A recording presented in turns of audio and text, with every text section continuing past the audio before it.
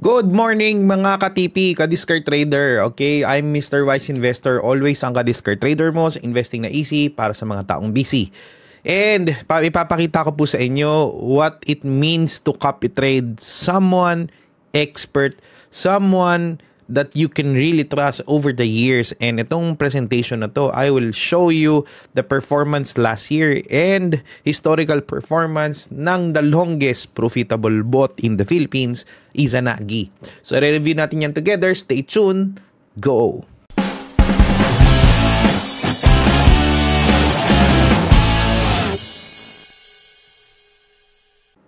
Alright, so mga ka-TP, so in tong performance na to, ipapakita natin ano yung naging performance last year ng Izanagi community sa lahat ng pwedeng copy trade na pwede mong gawin at simulan if you want to start with Forex or now it's Traders PH, no, from January 2024 to December 2024. And disclaimer lang po muna tayo that using or trading Forex has a risk, no? Meron talaga siyang high risk.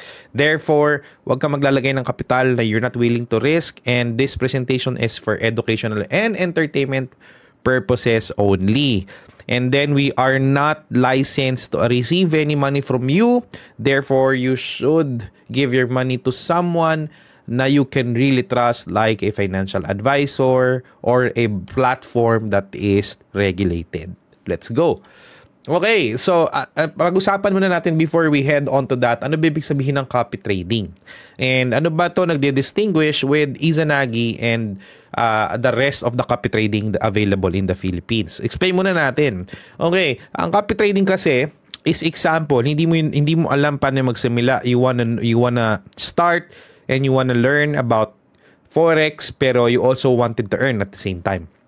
So copy trading is someone experienced like me will trade for you, and if panalo ako, which is I'm the leader or the master provider, kumita ako, kukita ka din sa account mo. So basically, coming from of course the word copy, kakopyahin mo lahat ng trades ko, pangit man o maganda. Alright? So ibig sabihin, you are actually getting the risk na ginagamit ko din sa account ko. And at the same time, the reward if panalo naman ako. So, all my trades using a specific technology automatically copies my trades to your trades. And that's what copy trading is all about. That's why mas maganda kinokopya mo yung someone na kilala mo, yung may track performance na. And at the same time, because copy trading is not easy, because imagine mo, ang dami nagkumokopya sa'yo, the pressure is there. And what's good about Izanagi is hindi lang po siya nagpapakopya just for the sake of profits. The intention of Izanagi before, when it was launched, is to teach you the Forex. Kasi maganda din sa copy trading. Sa copy trading with Izanagi is, it will teach you how it trades on your phone, and then you get the curiosity on how you earn as well. So, hindi lang siya kinokopya mo tapos hindi mo natututunan. Tinuturo sa iyo in Izanagi ano yung strategy niya so that dire-diretso magkakaroon ka ng experience and you learn at the same time and adjust it according to your purpose and goal eventually. So yun yung maganda about Izanagi, you're able to learn at the same time earn on the sure and slow steady gains on a monthly perspective. And that's my goal of this performance, to show you how other copiers earn from Izanagi all throughout the years. Papakita ko lang sa inyo yung last year. Let's start with January 2024 to December 2024. Itong performance na to, ipinapakita ko dito, is fully automated. Walang ginawa si copier kasi gusto lang niya, inaaral niya. At the same time, kumikita siya. So, last year, the user of Izanagi, kinopya si Izanagi no matter how much yung account na kinopya niya. And in this particular case, nag-deposit si client ng $3,500 at the setting of $3,500. The user, of course, earned 16.69%. So, i-breakdown natin yan ng monthly gains. Ito yung itsura niya. So, 1.59 on the January, 1.45 of February, no? And the September, 1%, and 0.3% ng December. Oh, a question dito, ba't ang liit lang? Again, the intention kasi of Izanagi is to teach the user how to trade how to trade Forex and start the experience in Forex, and at the same time kumikita siya on a monthly basis. Saktong maganda naman yung gains on a particular basis because as an investor like me, who's investing over 7 digits of earnings, at least 8% masaya na po ako. For investors like me, okay yun. And at the same time, natututo pa ako, it's actually very, very good as well. And not just that, yung risk ng perang nilagay ko. So example, if I'm investing 7 digits of money inside Forex, I don't want my money to be that volatile because it's 7 digits. And at the same time, tuturuan din ako as it goes along. Because the market has inheritable risk na some hindi nila kaya yung ganong klaseng risk. And that's the reason why we set Izanagi as a low risk kind of strategy. Because if you notice as well, malalaman mo yung pagiging low risk niya of this characteristics. 7.59% drawdown. What does it mean? Last year, kung naglagay ka kay Izanagi ng example 100,000, okay, nagkaroon lang siya ng unrealized loss o hindi naman siya nag-cut loss, nagkaroon lang siya ng unrealized loss na 7.5. So, ibig sabihin, hindi ka masyadong matatakot. Hindi ka masyadong natututo ka na nga tapos natatakot ka pa. Ayaw mo nun. So, nagkakaroon ka ng confidence na okay lang pala yun. At least, slow and steady siya. There are times kasi na, yes, maganda yung returns. It could be more like, sabihin natin, 50%, 60%. Pero minsan nakikita mong negative yung account mo, 80%, 90%, 70%. Di ba kinakabahan ka, lalo kung nagsa-start ka pa lang? So, at the same time, hindi mo na alam anong nangyayari. Wala nang learnings na pumapasok sa'yo. It's because you don't know what's happening with your account. And that's the intention of Izanagi, is turuan ka, and at the same time, pakitain ka on a monthly basis. So that's why we consider that low risk because of that criteria. Ipapakita ko po din po yung 5 years niya because Izanagi is turning 5 years this year. No, it started 2021, 2022, 2023, 2024. I-breakdown po natin yan later. So ibig sabihin, pwede mo bang kopyahin si Izanagi? Pwede po. Up on that website, pwede mo siyang kopyahin, or on this link below, pwede mo simulan kopyahin si Izanagi and start to learn from it. Okay? Next natin. So, since Izanagi is a very, very effective, we get the best pair of the Izanagi strategy using the OddCAD. So we're using the same system of the Izanagi system, and then we implement it on single pair OddCAD.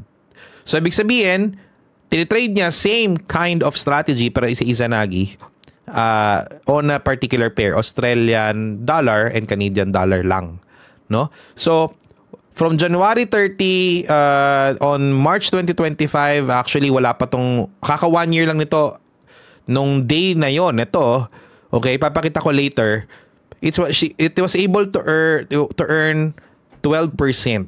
So na dalawang strategy ka, may Izanagi ka, may ano ka, so may 12 to 16% ang naging potential earnings nito last year, no? Last year. So ito yung performance niya monthly. 2%, 1.5, no? Kasi hindi mo alam kung ano yung bibigay ng market eh. Okay, yun yung maganda doon. You were able to touch base 6 pairs using Izanagi and be able to focus on the best pair what Izanagi is trading, which is Australian Canadian dollar, and mas yung gains mo has potentially covered 2 kinds of strategy. Naka-diversify ka. Okay, this is medium to high na risk because we also saw that the drawdown also, of course, maliit pa din yan, no, compared to others. But the good thing about it is hindi siya umabot ng 10%. Next, ito po tayo. Ito po yung sinasabi ko na if you're able to copy Izanagi on a lower risk pa na sense. So yung mga nagkopya dito with at least $5,000, 12% yung gain nila, they're happy with that. They're very, very happy with that because relax na relax sila and invest lang talaga yung ginawa nila. Mapakita ko din po sa inyo what it is na kinopya si Izanagi with multi-millions. No? Lalagyan po na nila talaga ng million. Okay? So iba-iba yung settings. Depends on the money it depends on the capital na kinopya nila. In other platforms kasi you can set manually your own risk. For example, if nagtatrade ako ng piso, pwede ka maglagay ng 10 piso on the same trade. We call that multiplier. So, ito yung mga lowest setting natin and the performance I'm showing to you, and it's still considered low risk on a 12% gain. Okay? So, we have a dati ko na ito papakita. This is shadow tree. This is shadow technique. Okay. We have the highest risk we call Didikila, and all throughout last year, we paused it on November. We paused November. He was able to achieve double the money naman. Okay, double the money. Last year, around 92%. Because it's very, very active. Okay? The higher the gains, the higher the risk. Okay, that's why Traders PH has a different kinds of profile intended to diversify your asset. So that if one fails, okay, one strategy fails kasi hindi naman yan bed of roses, no? It's recoverable through time ng other strategies. Of course, wag lang lahat mag-fail, no? That's why maganda na nakakopya ka sa lahat so that your risk is diversified, and at the end of the year, if everything is okay, you get a decent gain and you're relaxed at night. So maganda dyan, kinokopya mo yung different professionals, Izanagi, Oddcad, and Didikila. It's trading for you and you are relaxed with your capital. Hard work mo yan eh. Okay? So ito yung mga pwede mong kopyahin under Traders PH. You have Izanagi, you have Didikila, you have Oddcad. So ipapakita ko naman on the video ano naman yung performance nila all throughout and today. Pinakita ko kasi last year eh. Pakita natin yung way back, longest profitable bot, di ba? Okay, see you. Okay, so in this video naman, pakikita natin yung Izanagi all throughout the years when it was started. Okay, MyFX Book. Si MyFX Book, by the way guys, this is a public library. Meaning, pag may nahinang performance niya, we can send the link and review all the statistics ni Izanagi. So Izanagi, kung papansin ninyo, this started way back 2021. Here, 2021. And 39% yung historical drawdown niya. I think it happened around 2021, 2022. So, just to give you an explanation, before way back, Izanagi started with 1,500 from the first year. And we saw that if we continue to do a $1,500 na deposit on the same setting, sobrang laki ng risk ni Izanagi. So, if i-custom analysis natin yan, no? 70% yung drawdown niya at 500 gains, no? Sobrang high risk po niyan and madarami pong kinabahan dyan. So meaning but it never naman nasunog. The good thing about it is yung mga nag-deposit ng 1,500 from the beginning, never sila nagdagdag ng kapital or never sila nasunog on this particular example. So I think itong 70% drawdown, yun yung 39% before. But good thing about it, we adjust it naman accordingly. And ang naging conservative settings natin is 5,000.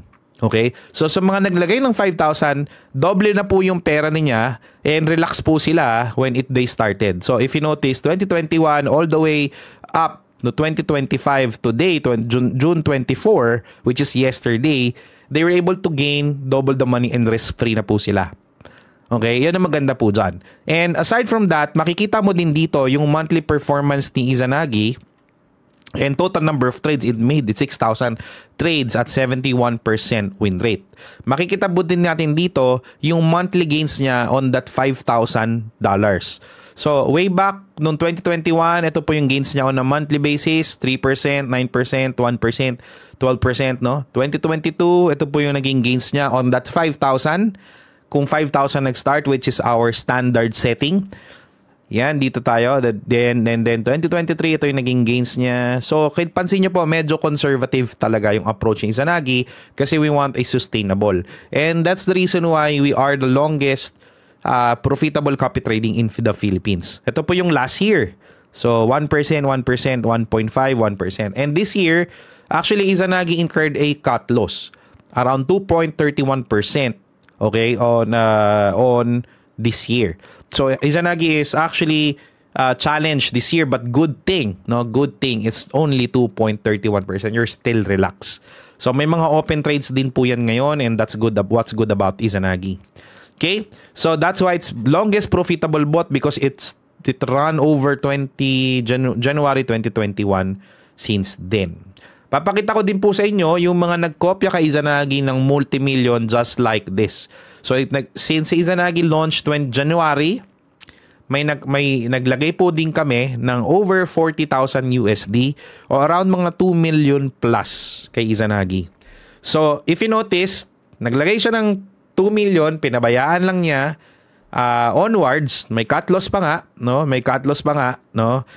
Maganda dyan is my personal friend earned almost 1 million and sobrang relax niya at 12.40% drawdown. So meaning, kahit di niya tingnan yung account niya, he knows that he's relaxed. He knows that the client is okay lang ako kumita kasi million naman yung pinag-uusapan. So, in terms of percentage ng monthly gains niya, look at the so $300, $400, di ba? $1,000, $60,000. Ito yung nagiging kinikita niya monthly na pwede niyang withdrawin kung gusto niya. Okay? And then, yan po. So, almost 30,000 to 50,000 monthly. Sino ba may ayaw ng ganyan, di ba? Tapos relax ka pa. Okay? So, ito yung last year. Yan, last year niya. And dito yung this year. Okay? So, he had the cut loss of around 100,000. Okay? So, ibig sabihin, nire-recover pa ni Izanagi itong cut loss na to. But good thing about it, still, almost 1 million pesos na po ang kinita ng specific client na to. Okay, so let's move on to OddCAD. So si OddCAD naman has been running also for a year already. So it started on June 30. 5 days from now, it will go a 1 year. So compared kay Izanagi last year around on a setting of 3.5, it gained around 6%, 16% or 17%. I think plus 3% si OddCAD. It can run around, sabihin natin, magkakaroon to ng mga 18 or 19%, no? Kasi nahirapan nga yun, meron siya isang part na talagang equity growth niya bumaba, no? So, because of that drawdown. But the good thing about it, drawdown niya is still 12.43%. Ito yung monthly gains niya. Here, yan. So, monthly gains na percentage, 1%. And then 2025, 4.46, 4.45, 0.37%. And may trades din siya today. Yan ang ating OddCAD. So, focus lang yan on OddCAD. Meaning people can copy just the single pair. Depends on, ito lang yung standard setting to make the copier relax. Yan po ang different performance ni Izanagi. So summarize po natin, we have 3 strategies that you can start copying. We have Izanagi. It trades the 6 pairs. Okay, using smart cost averaging. We have OddCAD. Okay, OddCAD. And last but not the least, we have DD Kila, or the highest risk of copy trading. So if you want to start, kung ano doon yung angkop sa profile mo, better lalagyan mo siya ng 3 na yon you start with. Then, best then is diversify your funds so that relax ka. And at the same time, as an investor, natututo ka kay Izanagi naman as you go along. Alright, so I'll see you in the next video. See you. Bye.